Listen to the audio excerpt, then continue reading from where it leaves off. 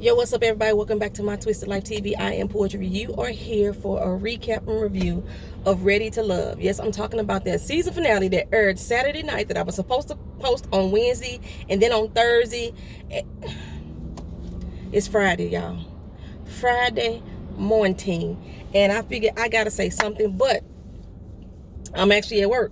So I'm going to try to pull over into this park that's near this neighborhood that I'm going into and give y'all a brief recap. It can't even be no full review like I wanted to do. I wanted to go through and tear London a new butt, but I can't do it right now because I don't have my notes. And the way things going at the crib and with work combined, y'all will never get this recap because I be asleep. I'm talking about when I get off work, I be asleep. So as soon as I get over here and pull over into this little park, as soon as this 4-minute light change, then I'm gonna get started. I'm gonna tell y'all, I was upset when I watched that episode. I was upset with the lies that London was telling repeatedly. London has contradicted himself so much this entire series, and to sit here in Divine face and tell that bold-faced lie, and it looked like my girl was falling for it. It looked like she was falling for y'all because she chose him. She allowed him to choose her instead of her choosing. I'm gonna explain that a little bit better once I park. Let me park. I gotta go through this school zone. It's on like 20 miles an hour or some shit like that. So Brent, remember I gave him some little kudos last recap. With Alexis, come on, bruh. Come on, bruh. Please tell me y'all just doing this for the show. Please tell me this is just the way that the doggone show staged this. And I'm seriously concerned about Ashima. I'm seriously concerned about Ashima. I don't know. Like I said, I gave y'all my theories about Darren. And like I think the production told Darren he need to step it up. Add some little juice because, he wasn't really giving us nothing and he can be the next one to go. I'm hoping that that's what's going on with Darren and that this personality that we have seen come out of him ain't really him. Because otherwise, I'm concerned about Ashima. Tandy and Mario, I'm still shocked that they got together in the big end, but once they got together, you can see that they was totally smitten for each other. But I'm still looking at that in Mario's side eye too. Like now, all of a sudden, he can give Tandy his 100 because Reva gone. You could have gave Tandy your 100 in the big end. Make a choice. All the women have seemed to made a choice, but the men didn't seem to. They seemed to want to still just go through the process and play the game. Go through the process. Where the hell is this damn park at? I thought it was like right here. So I'm got the baby on today. I'm on the doctor's motherfucker. You know how the baby say he unorthodox? That's how I am right now today. Am I on the right street? I could have sworn it was a park down the street. Oh, there we go. There we go. So we're going to do this in the car. Recap on the run. A review on the run or something like that. Something like that. Let me tell y'all. Let me pull the fuck over. Let me pull over. Is this park open? It is. We're going to do like this. Y'all don't even know the neighborhoods that I'm going through. Okay. All right. Hold on. They got a parking space where they won't be looking like this creepy ass woman sitting here watching kids. It's a whole rec center over here.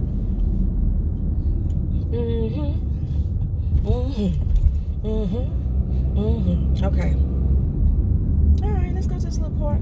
I don't want to park next to this car because I don't need these mofos in there looking at me crazy either. Where they at? Oh, must be these two little birds. We're going to park right here.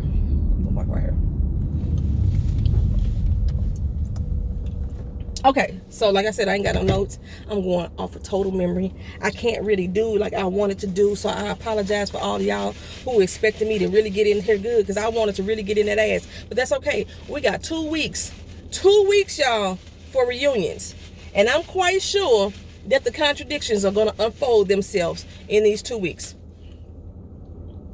Y'all can see me with my glasses on. Y'all can see my glasses on often. Okay, so check it out. We start the episode off right where we left off with Alexis and Divine going back with the exchange of words, right? And Divine saying, no, ooh, take my gloves off. And Alexis getting all salty and stuff, talking about, yeah, bring it, yada, yada, this, yada, yada, that. How she wanted to fight. Like, girl, we weren't even on that level. You know, ain't nobody trying to throw hands with you. Like, come on, I'm like in my 40s, you in your 30s. I mean, I could probably still whoop your ass, but still, you know, come on now, we on some bigger level than that. Now, me personally, probably would have jumped over that motherfucking table and fucked Alexis up, but I'm kind of hood. I'm still a little bit kind of hood. That's, you know, just a little bit. I'm trying to be a better person. I'm trying to grow. But, so, this whole thing with Alexis and the phone call. A lot of people, y'all say y'all disagree. Y'all don't believe that the phone call is true. Because Alexis is a liar. Y'all think Alexis, she tends to over-exaggerate. I think so as well. Like I said, she's into sales as well. Salesmen sell themselves. They embellish the truth a lot. However, the key word in that phrase is they embellish the truth. There's a lot of things that Alexis said that London has said on camera himself that is truth as far as she is concerned. Things that he said to her, his words of affirmation to make her feel like she is the number one pick in his world, even though he didn't say the words, you my number one. Y'all know y'all have met that dude. Y'all met that dude who say certain things and you know what he meant by it, and then he say, no, that I didn't say we was together. You know what I'm saying? We ain't been in no relationship. I ain't never said that. But he telling you, you my only one. You the only one I want to be with. You know, I care about you. Don't worry about her. We got this together. You know what I'm saying? I wish I could snap my fingers and make it all better and say that everything's going to be all right. I wish I could do that. But I just can't, because how can I? Because I don't know. Those was London words. That was London words. Now, there was some truth in what Divine said as well. Divine was told by London that if he had to choose today, he would choose her. She his ride or die. Why would you even question that? That's exactly the words that London said. So what Divine was told was truth as well. They both have different truths, but the truths are being told by the same fucking man. He's telling Alexis this one thing, he's telling Divine this other thing, and neither one of them don't fucking match, because they can't. You can't have both. You can't have your cake and eat it too, and that's exactly what London has been doing this entire doggone time. Now the thing is though, even though Divine has said, okay, you know, London has told me I was his number one. You're right. He did tell you that. But at the same time, he also said, I ain't say that. I said I wasn't going to choose. He don't say that to you. And you have said, because of your indecisiveness, London, I think that's why I should go and seek other options. On the episode that he sat down with your good girlfriends, and they asked him about Alexis. And you said, well, you told me I was your number one. He said, I didn't say that. And you was like, yeah, you did at my house. We're sitting on my couch. Oh, no, I didn't say that. I didn't tell you that. Yeah, you did. 4 times. You had to repeat. Yeah, you did. And then your girlfriends was like, well, did she say it or not? And he said, well, she asked me that. I remember her asking me. At first, you didn't ask it. So they kind of got off of the subject. They went on to whether or not she asked the question and whether or not he now remembers or not the question was asked. And he was like, whoo. Y'all got me in a hot seat. Now, there may have been a lot of editing going on there, too, as far as stuff that was removed. But he clearly said, I did not tell you that. Matter of fact, almost his exact words, what he was saying, was exactly what he told Alexis when Alexis sat down with him and said, I have concerns. Because you seem to have Divine thinking that she your number one. And every time he would shut it down, was like, don't worry about her. Worry about us. Don't worry about her. Worry about us. You've used other words of affirmation, London. You've used it. So like I said, the girl wasn't lying 100%. She may have been embellishing the truth. Now, I don't know about the toe. I don't know about the toe, y'all. I don't know about the three-way call. But the three-way call, I'm still saying I would not put it past London. Now, there was a statement that London said to Divine about Have I said anything? Have I ever talked to you about Alexis on the phone? And Divine said no. And a lot of y'all took that as, okay, if Divine is sitting here saying he's never talked to Alexis on the phone with her about him, that it's impossible for London to have called Divine with Alexis on the phone. Those two don't even add up, y'all. They don't even match. Just because he called Divine on the phone, he could very well have had a conversation about how he felt about her or her place in the relationship, because they don't have those conversations face to face. On camera, a few times, that it has been brought up. Where do I stand with you, London? And London has flip-flopped back and forth about, I can't make no decision. You my number one. I can't make no choice, but you my number one. I want to live through the process. You my number one. You my ride or die. You know what I'm saying? That was been London.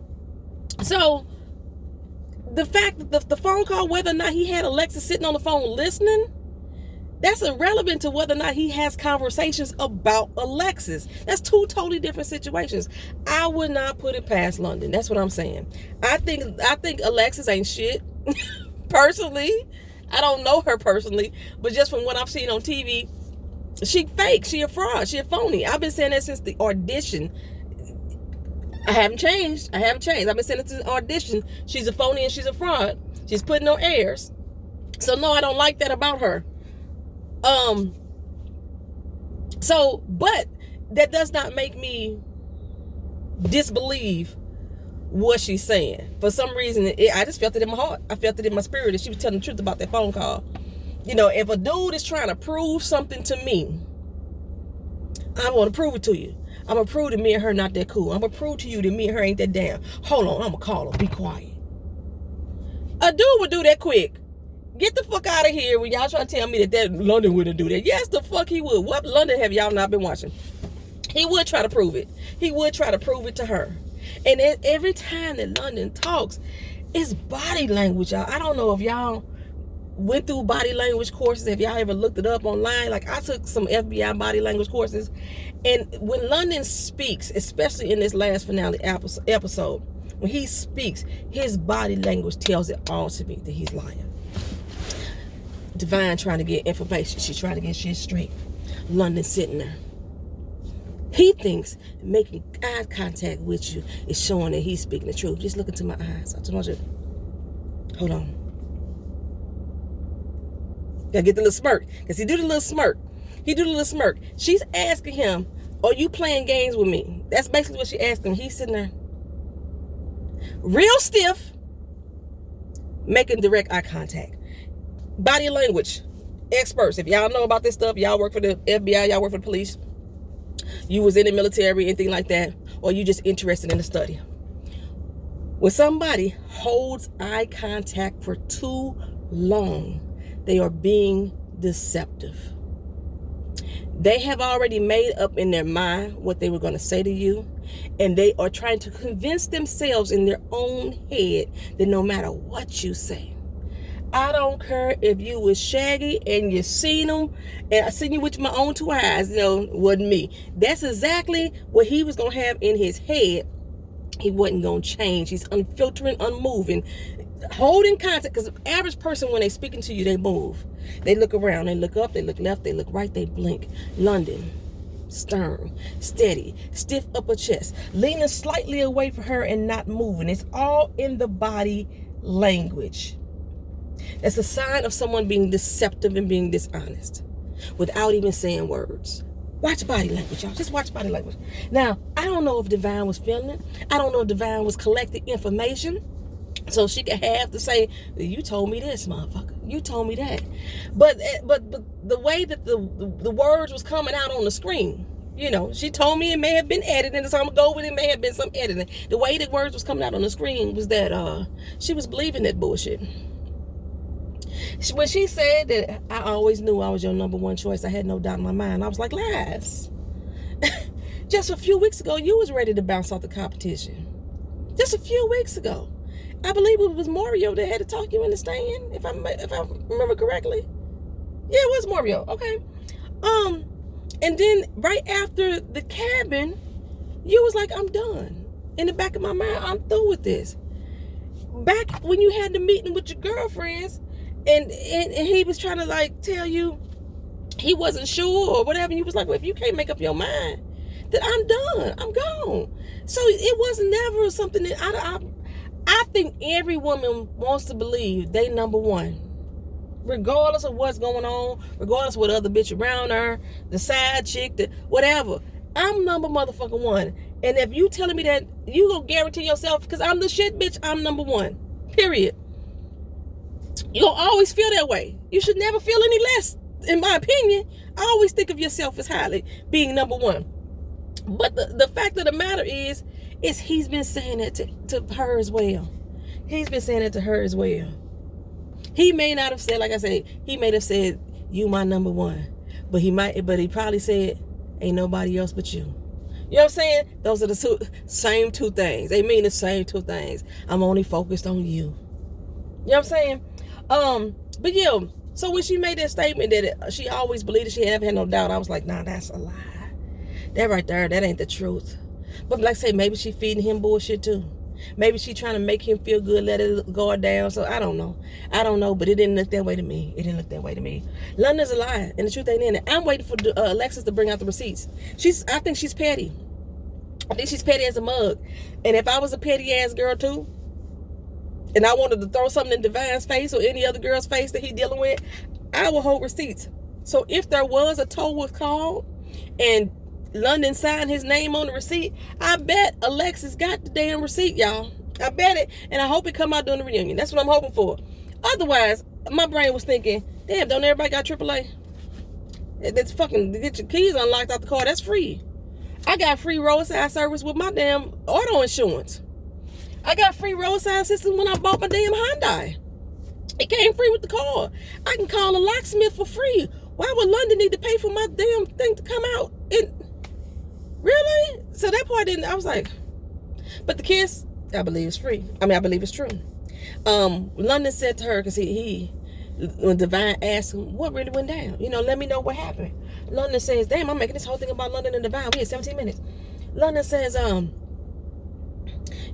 you seen that energy after the dinner? Why would I do a thing like that? So she clarified that the kiss happened. He was like, no.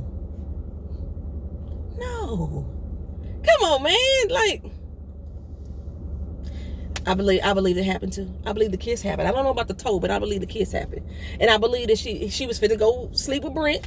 And he was like, come on over this way and see what you really missing. You know what I'm saying? You already done had it before. That's how she, like his body, his belly fat. How you know, girl, unless you seen him naked?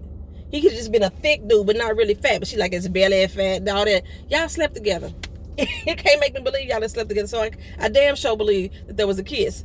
And I believe that he initiated the kiss after the dinner, trying to get back on her good side, but she still went with Brent. And he sat there and contemplated a few days. He said he was very dismissive of Divine during this whole process. He surprised Divine still answering his calls. Me too. I was too, girl. I was too. But yeah, I'm gonna move on from them. Because Brent dumbass. Brent dumbass believe that he number one too. Like I said, you can think highly of yourself. I always think that you the number one person. I ain't mad at you for thinking that. But he honestly think that Alexis is running to him for him. No, Alexis is choosing you because she done already got rid of the man who really wanted her, Carrie. And she realized how dumb of a mistake that was. But she really didn't want that old ass dude in comparison to her anyway, with that 20-something year age gap. She didn't really want that. And the one that she thought she wanted, London, because she done lost to Divine, how should I say that? I honestly think that London is only 100% committed into Divine now because Alexis backed the fuck off. Let me say that right now. I honestly think that. I really don't think that Divine and London are solid because of them. I think they are solid because Alexis backed off. I really do believe that. However, I forgot what the fuck I was going to say. It's going to start raining. However, I do also think that everything that Alexis did was basically to piss off Divine. She really didn't want London the way she did until he would not let go of Divine. When Divine decided that she was gonna start fucking with him after that cabin, Alexis thought she won. She was like, fine, I finally got her away from him.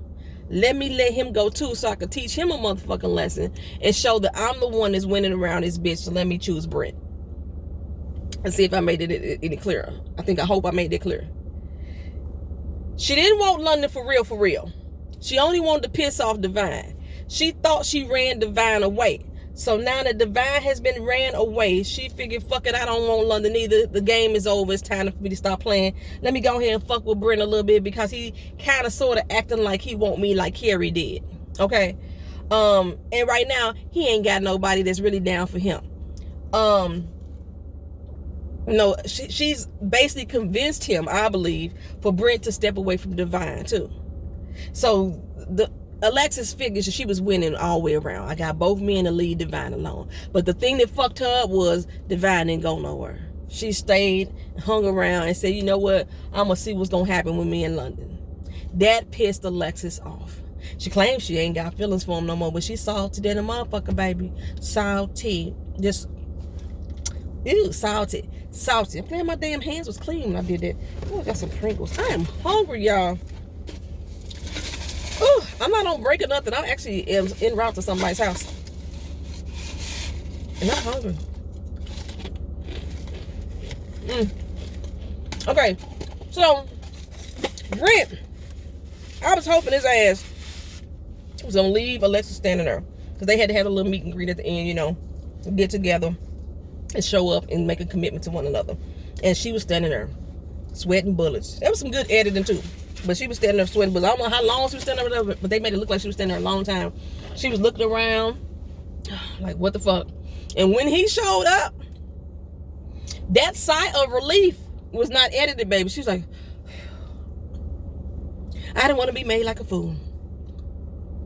You know, I needed to get somebody out of the end of this damn relationship. First of all, let me back up for a second. I think it was fucked up the time he added a fourth couple. It was fucked up. Make a damn decision. Make a decision. And honestly, I still think because there's 3 out of 4 ladies who did not want London there, London should not have been there. And there was 2 out of the 4 guys who didn't want Brent to be there because the relationship was too new. However, I do see that as well. That because Brent and Alexis' relationship was kind of new, maybe they should have been the ones who was gone. You know, they started this like last week and shit, you know. It wasn't that authentic. They bonded so quickly, apparently. And if London hadn't showed his ass at the cabin, Alexis would still been on him. She still would have been on him. She would not have saw Brent like she said. So yeah, Alexis and Brent, they shouldn't have been there. But if we just basing it off of London and the 3 out of the 4 ladies off of their vote only, then London should have been gone, which would have made Divine gone. Okay, whatever. I think I'm all over the fucking place. But Brent, he showed up, baby. He showed up. Said he know he's number one. He's always been number one.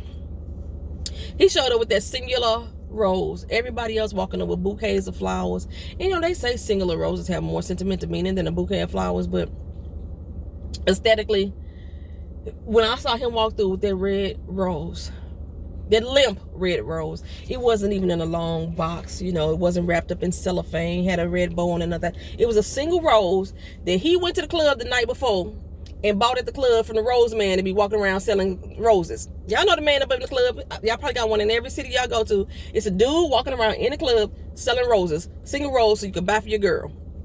That's who Brent got that from. And he said, since I'm late, let me go ahead and bring this over to Alexis. No box, no cellophane wrapping, no ribbon, no bow, no card attached. Just a loose rose. He walking down the street with it in his hand, and he handed it to her, just like the red Solo cups that he gave Aisha. I was like, Brent, dog, you back to lame. You back to lame. You got back on the lame bus. Got back on the lane bus with that bullshit right there. But she just so happy that she got somebody that she could say she took out as a win. Alexis was. Whew. Girl, bye. Girl, bye. Who else we talking about now? Like I said, Darren and Nashima. Darren wasn't there because his dad in the heart attack situation, so we didn't get to see too much of them with the meet the family thing. Everybody met the families this episode. Duh. Everybody met the families this episode. Brent looked just like his damn mama, baby. He looked just like his damn mama. Oh, baby. Everything that Alexis was saying in that conversation, I thought was so fake. The whole baby situation when they brought up the babies. Now she could patiently wait on having one. It ain't no rush. But she just wanted the baby right now, the other day. Now she could wait patiently for a baby. No matter what Alexis say, no matter Alexis asks the question, she can never get a straight answer. Not a yes or no.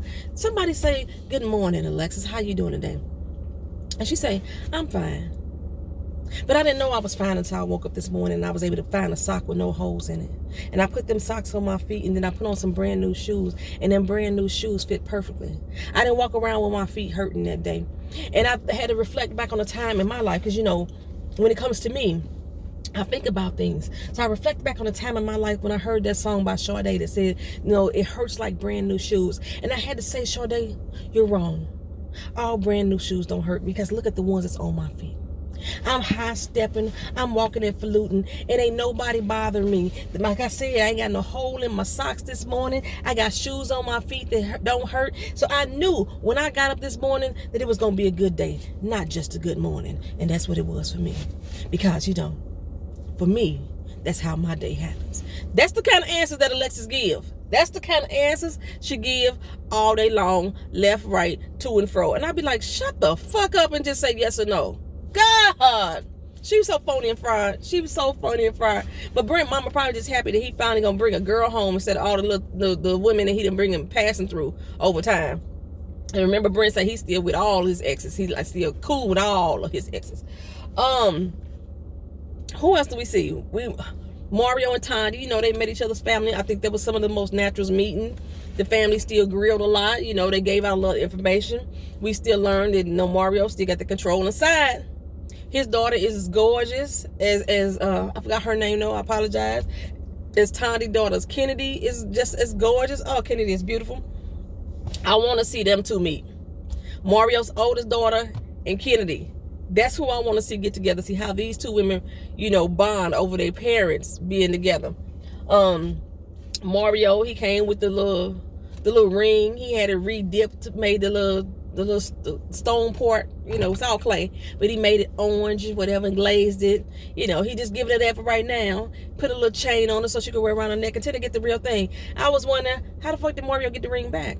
He put it on Tandy's finger. How you get it back? We can go get it glazed and everything and get a chain for it. Somebody in the comment section, Twitter was like, why did Mario bring out the cheapest ass gifts? It's the thought that counts sometimes, y'all. Y'all don't have to go all 100, spend all your dollars on us. I mean, we like y'all to spend money on us, but sometimes the small things that count, and that's like sentimental. Some sentimental things have more worth to a lady than, you know, you going out being flashy. Now, when he get the real thing, I bet you that bitch better be flashy though. Don't come with no doggone Cracker Jack box ring for her, Mario. But I don't think it's gonna make that far, because they were talking about how the fact that the opposites attract.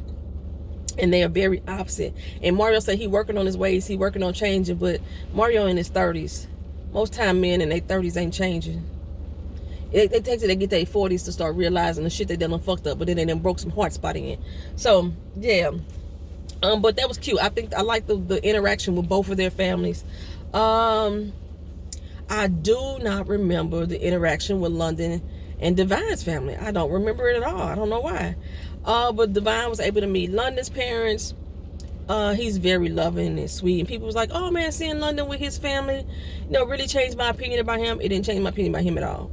And the reason why is because I know men like that. I know men who love the shit out of their mamas and their daddies, and they would still dog walk the fuck out of a girl or a woman.